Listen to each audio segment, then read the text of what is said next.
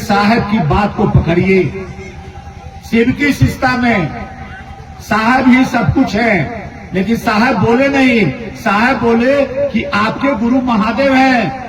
पहला सूत्र में क्या बोलते हैं? हे शिव, आप मेरे गुरु हैं, मैं आपका शिष्य हूँ। ये नहीं बोलते हैं कि हे साहब श्री हरिनाथ जी, आप मेरे गुरु हैं। हरिनाथ जी गुरु नहीं है, लेकिन हरिनाथ जी अगुआ है शिव की शिष्टता की। हम अपनी बेटी बहन के लिए शादी करते हैं तो गजेंद्र भैया को बोलते हैं कि एक आगो लड़की मिलेगा तो बताइएगा। बेटी का शादी करेंगे तो कहेंगे एक आगो लड़का मिलेगा तो बताइएगा। तो हमको जब शादी करना है तो अगुआ के बात पर चलना होगा। और जब शादी हो जाएगी, साल भर के बाद कोई गड़बड़ी होगी तो अगुआ को बोलेंगे गजेंद्र भैया कैसा पर तुम्हारी करवा दिए, बड़ी परेशान करता है, लड़का ऐसा है लड़की ऐसा है। उसी तरह शिव की शिष्टता में, इस शिव के शिष्टता के मार्गदर्शक हरिंद्रान जी हैं। इस धरातल पर 10,000 साल में पहली बार शिव गुरु की बात शास्त्र के पढ़ने में है, लेकिन 10,000 साल में पहली बार धरातल पर आया कि शिव काशी से कैसे बना जाता है। यह हरिनाथ जी के मुख से आया। और जब तक जन्म जन्मांतर तक शिव गुरु की बात होगी, कितने युग तक हरिनाथ जी का नाम आएगा शिव की शिष्टता में। और कोई चाहेगा कि हरिनाथ जी को छोड़ करके शिव का शिष्य बन जाए, इस जन्म में कोई नहीं बन सकता है, क्योंकि महादेव ने हरिनाथ जी को चुना। और हरिनाथ जी शिव का शिष्य नहीं, हरिनाथ जी शिव के आदमी बन के काम किए। शास्त्र के पढ़ने में तो है कि शिव के शिष्य कहीं 119 है, कहीं 121 है, लेकिन हरिनाथ जी शिव का आदमी बन के काम किए, शिव का दूत बन के काम किए, और शिव के शिष्य तो हैं। हरिनाथ जी जितना दिन शरीर में रहे, लोगों को भी शिव का आदमी बनाने के लिए आए, अपना कुछ नहीं बनाए। 1 कट्ठा जमीन अपने लिए नहीं करते, जितना भी संपत्ति था वो गोतिया नैया को दे दिए। सोच लीजिए, एक धूल जमीन हरिनाथ जी नहीं खरीदे। पैसा से साफ बोले कि मुझे पैसा से कोई मतलब नहीं है। आप व्यवस्था किए हैं तो व्यवस्था में तो पैसा खर्चा होगा, लेकिन शिव चर्चा में है पैसा लेना व्यापार है।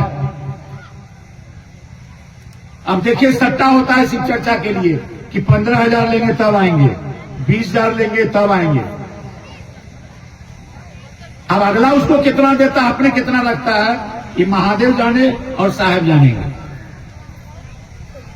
लेकिन शिव की शिष्टता में साहेब को छोड़ के चलिएगा तो जन्म शिव का शिष्य नहीं बनिएगा। साहेब की उंगली पकड़ना होगा। साहेब बार बार बोले कि आप रांची आते हैं, कटहल मोड़ आते हैं, आप विश्वनाथ सिंह के बेटा हरिनाथ से भेंट करने आते हैं, हमसे अगर मिलना होगा तो मन से मिलिए, मैं सबों के घर पर आऊंगा। हरिनाथ जी वह महामानव है जिन्होंने जो बंद कमरे में बात बोले, 2 साल के बाद घटना घटी। हरिनाथ जी बोले कि मैं 30 साल से अल्लाह कर रहा हूं, 35 साल से अल्लाह कर रहा हूं, 40 साल से अल्लाह कर रहा हूं, लोग मेरी बात नहीं मान रहे हैं। टोला का नेता हो गए हैं, क्षेत्र का नेता हो गए हैं, साप्ताहिक का नेता हो गए हैं। जब मैं शरीर छोड़ दूंगा ना तो ऐसे लोगों को नहीं छोड़ूंगा। भाई गजेंद्र भैया हम लोग के साथ थे, उपवन में कटहल मोड़ में कार्यालय का मीटिंग था। साहब वहां नहीं जा सके थे, तो मीटिंग के बाद मिलने के लिए उपवन भी सारे लोग आ गए। जब हम लोग पूरा थे, इतना मूसलाधार बारिश हुआ, इतना मूसलाधार बारिश हुआ कि हम लोग को निकलने में दिक्कत था। बाहर में चप्पल जूता था, दह गया। प्रोफेसर मंडल सर बैठे हुए हैं। साहब बोले, मौसम वैज्ञानिक जरा कहिए। मंडल से बोले क्या कहेंगे आप, कहिए दे तो अब क्या कहेंगे। पानी बंद हो गया।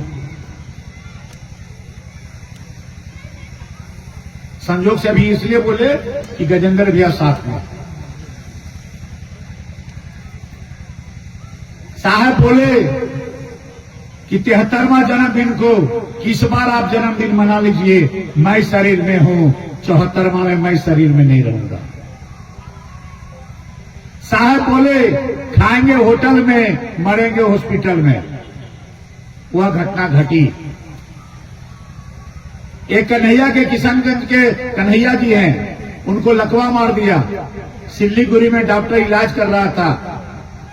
साहब बोले राजेश को, राजेश जरा फोन लगाओ, कन्हैया को क्या हाल चाल है।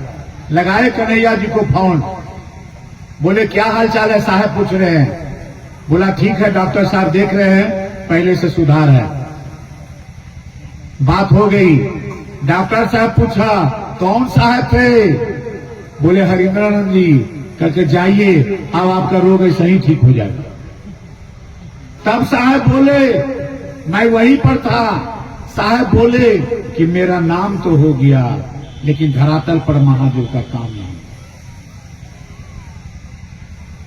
सोच लीजिए कि हम आप कहां चले थे, कहां फंस गए। गुरु भाई को पकड़ लिए, गुरु बहन को पकड़ लिए, महादेव छूट गया। अब आपके हरिंद्र जी हम हो गए, आपके महादेव हम हो गए, क्योंकि आपको भी चेहरा चमकाना है और हमको भी चेहरा चमकाना है। महादेव का चेहरा चमकाइए, आपका चेहरा हरिंद्रानंद जी एक पल में चमका देंगे। यह भी इनके सामने बोले हैं कार्यालय के मीटिंग में, कटहल मोड़ में, कि आप क्षेत्र के आदमी हैं, आप फलना के आदमी हैं, मंडल सर के आदमी हैं, देवाशीष बाबू के आदमी हैं, बरखा जी के आदमी हैं, अन्नू बाबू के आदमी हैं, मोनू बाबू के आदमी हैं, राजेश गौतम वहां का स्टाफ के आदमी है। मेरा आदमी नहीं है, मैं अकेला हूं। और जब जब शिव की शिष्टता की बात होगी, मुख्यालय शिव की शिष्टता का हरिंद्रानंद नहीं होगा।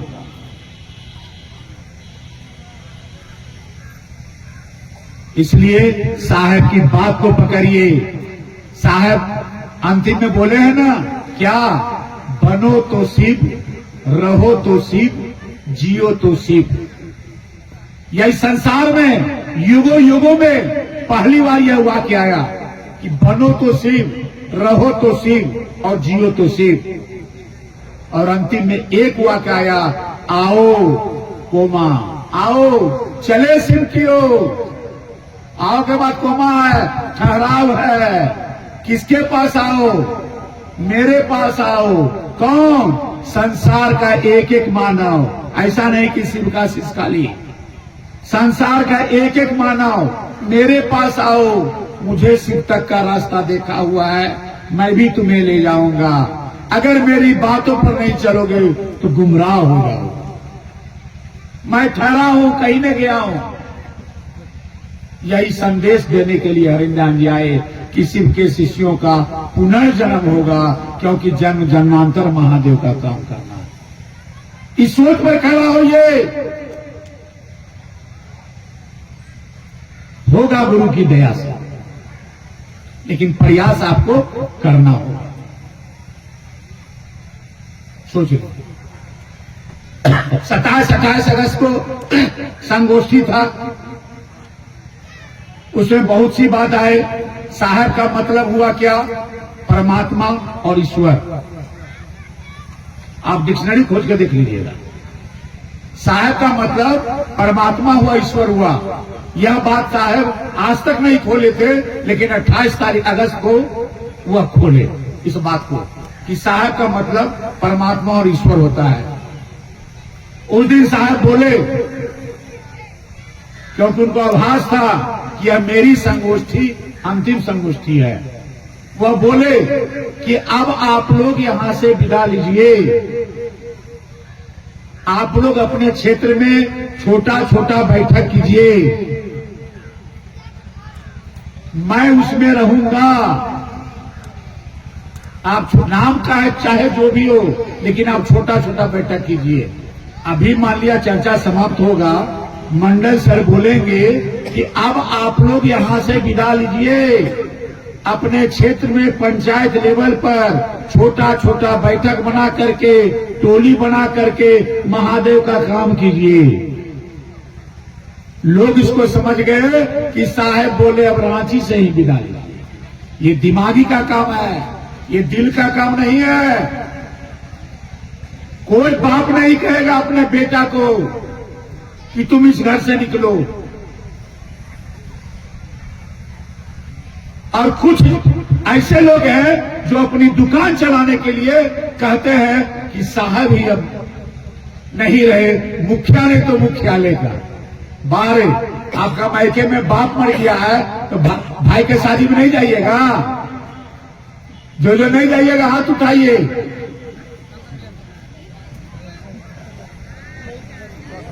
वाह, आप नहीं समझे। अरे मायके में नहरा में आपका बाप माई मर गया है, भाई कुमार है, तो शादी में नहीं जाइएगा कि जाइएगा? जो नहीं जाइएगा हाथ उठाइए, जो जाइएगा वो हाथ नहीं उठाइए। बाप, इतने शुद्ध आदमी आप लोग हैं। गई वहां भैंसी वहां। ओ बाबू, चलिए ठीक है। उसी तरह मेरे आध्यात्मिक पिता थे, हमको जिंदगी जीने की कला सिखाए है। और साहब सभी जगह है। साहब आपके घर में है, आपके शरीर में है। आप महसूस कीजिए।